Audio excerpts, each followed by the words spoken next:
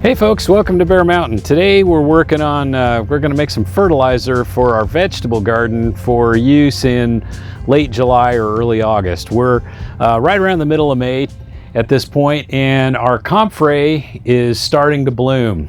Now you may ask, well, what's that got to do with making some fertilizer?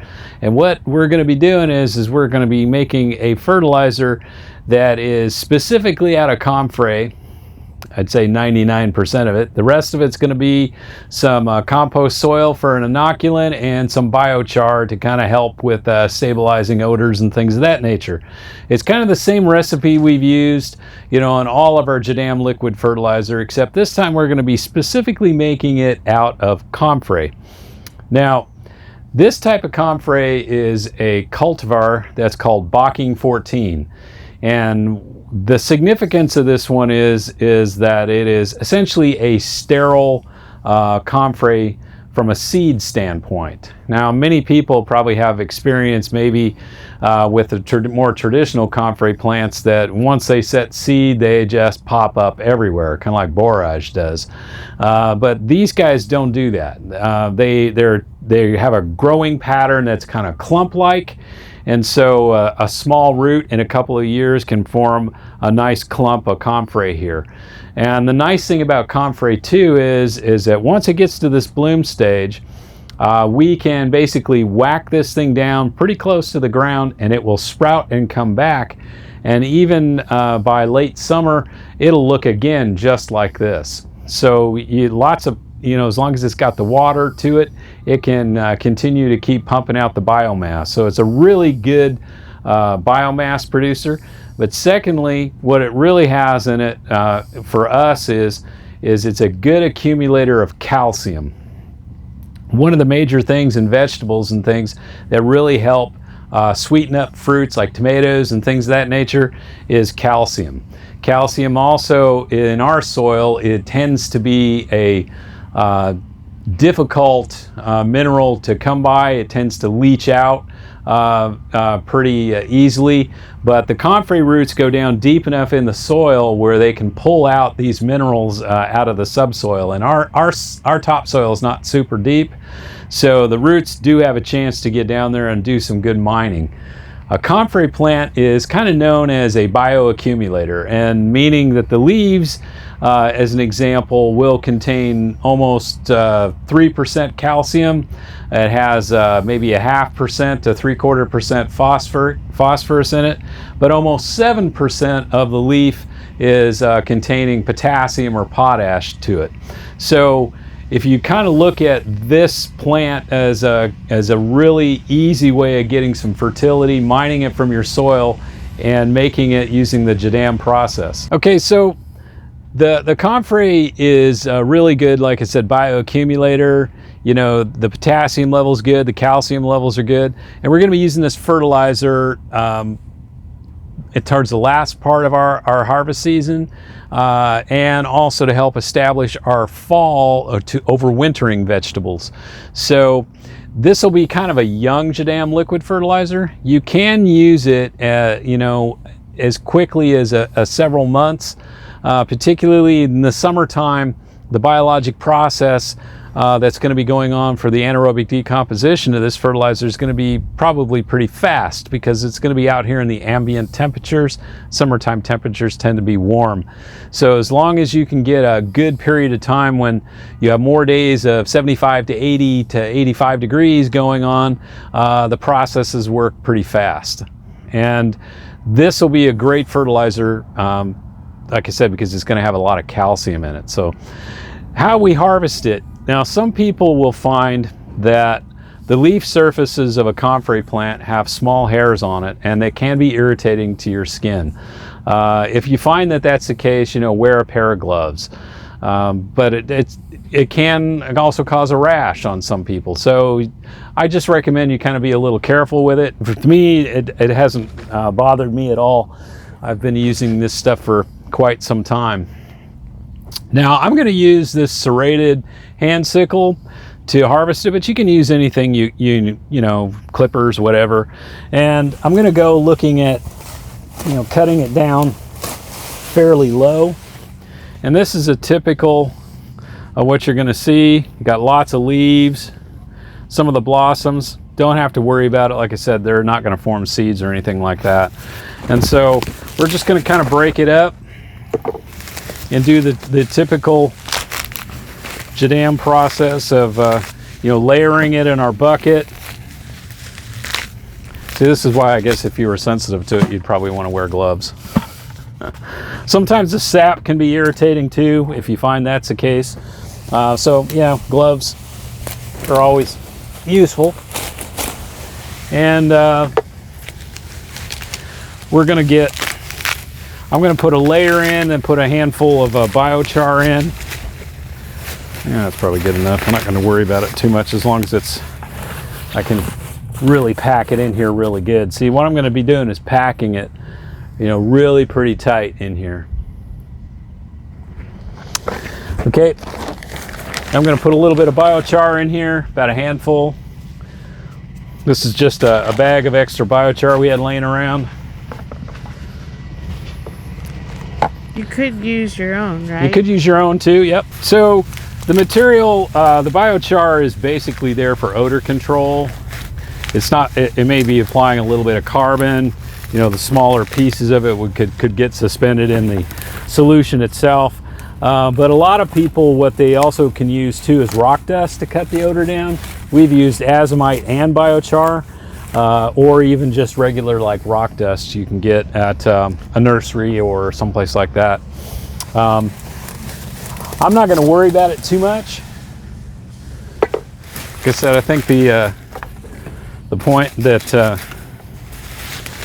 I'm trying to do is just get it in here. Whether this is outside, we don't have really close neighbors, so even if I got a little bit of odor, I'm not going to worry about it too much.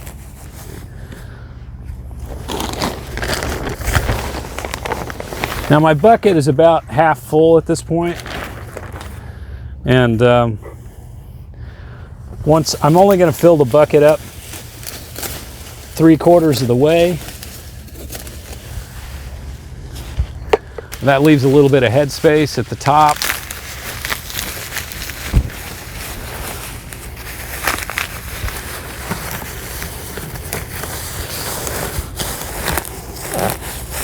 And make sure I got this packed in really good.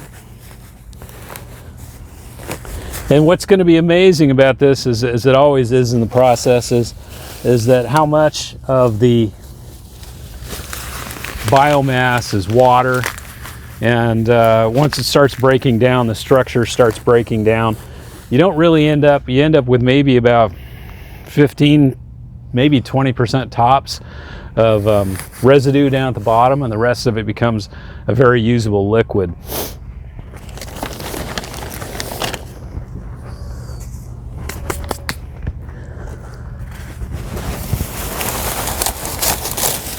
The nice thing about the hand sickle is you can zip through this stuff pretty fast. And the serrated edge really makes the cutting. We got this hand sickle years ago from a lavender farm. I think it's called, was it Ballroom Sawmill Lavender Farm? Something like that. They used it for cutting lavender. Cutting lavender, and it really works well. We used it for years cutting lavender. Yeah, we found that you can use it for a lot of other things too. Yeah. Quickly you found that out. Hey. So there it is. That's about as full as we're going to make it for this run of it. Now the other thing that's great about comfrey too is we'll cut the rest of it down. We'll use it as a mulch because it almost works as good as a straw mulch. So if you kind of put that down and then maybe put a little compost over it, you know, like if you're doing a lasagna garden type thing, that'd be excellent to do that. This stuff is pretty succulent. As you can see, I could break it up pretty easy. So it actually has multiple uses. And like I said, it'll grow back. So you can get at least 2 cuttings a season off of it. We were trying it out because it looked so good. We were trying it out as greenery for bouquets. Not successful. Nope. Got too wimpy. Now, what I'm going to be using here for an inoculant, this is compost soil, actually with leaf mold soil that was taken below some maple trees, and so this has got a really good fungal. This has a very nice earthy, kind of like you know, when you fresh dig potato kind of smell. Yeah. And so I'm just going to take a good handful of that and put it on the top, and as I fill this bucket with water, I'll do a couple handfuls. I'm probably overdosing it. You don't really need a total lot. Can you overdose it? Nah, you can't. It just like, it becomes like, well, you're wasting it, you know, because you could use this same material to make a really great JADAM microorganism solution. And so, you know, you don't need to put tons of it in, because biology has a tendency to duplicate itself, replicate, expand quite quickly. Okay, so that's basically what it's going to look like. And then we're just going to fill this guy with water until we get it approximately about an inch or so from the surface, top. And just make sure the stuff doesn't float.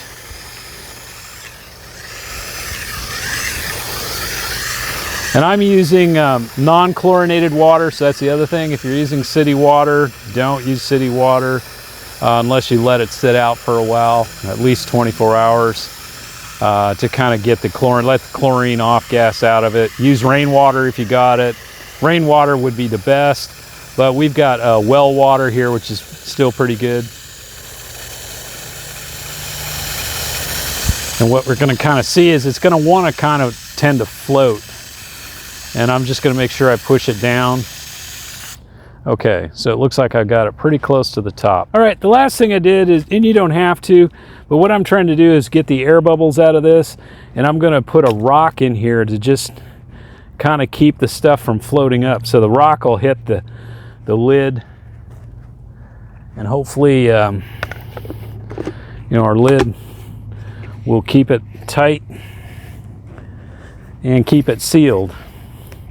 Now I might want to come out here and check it, you know, in a few days, make sure I burp it, you know, once in a while if I think about it while I'm out in the garden, just to kind of keep the gas from popping the lid off. Then I'm just going to store it in a shady place. I've just got it like over here by a rose bush. I think I'll just stick it in here, and don't need to do much to it.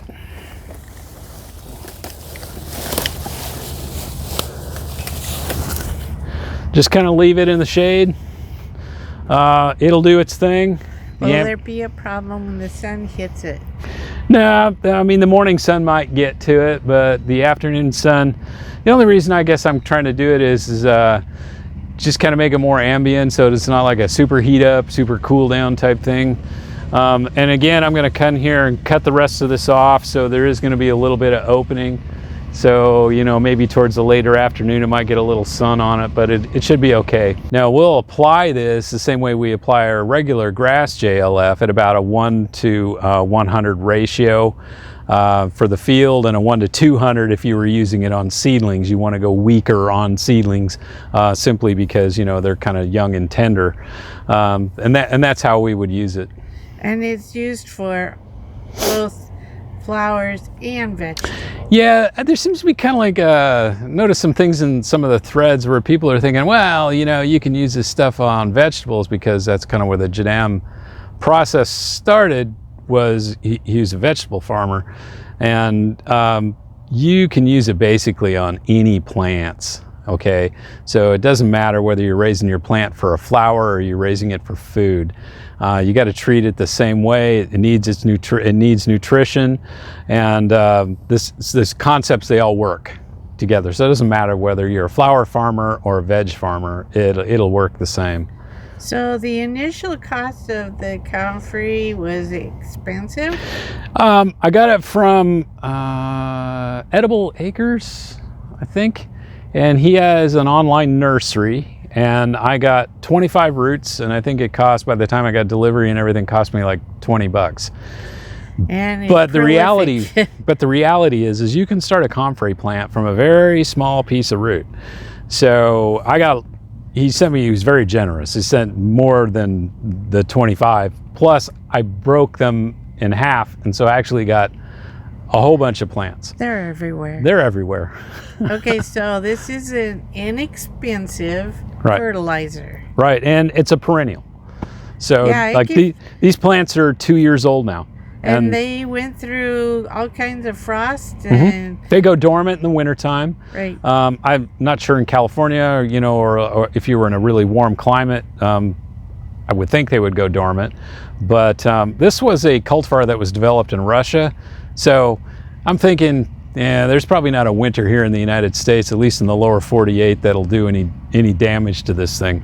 And we haven't seen any problems with it at all. It's big and spready. Yeah, you do have to water it in the summertime if you're prolonged dry spell, but this is in an area that has drip irrigation to it, so it'll get watering on a regular basis. At this point, all this growth was all just spring rainfall. It does splay out when it gets too much rain, and it did splay out when it got a little too dry. Yeah. But it popped right back. Yeah, I mean, you'll notice if it needs water, the leaves won't be as you know, standing up. They'll kind of get a little droopy, or maybe the plant will look a little dull.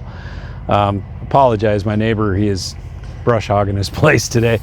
But yeah, I mean, it'll tell you if it needs water or not. And like I said, you can cut this down pretty low.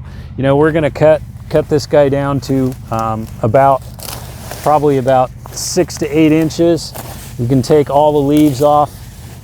And I'm going to use this material as mulch around some trees and perennials, and it dries up just like a hay, so it's really pretty cool. So what do you think? It's a good idea. Something to do with an herb, right? Well, especially in anything that is an inexpensive fertilizer. Right, and this is, like I said, is a great bioaccumulator. So even if you mixed it with the grass JLF, you might even get an extra little boost out of it. Anywho, I want to thank you guys for watching today. As always, stay safe out there, and we'll catch you on the next video. Bye-bye. Bye-bye.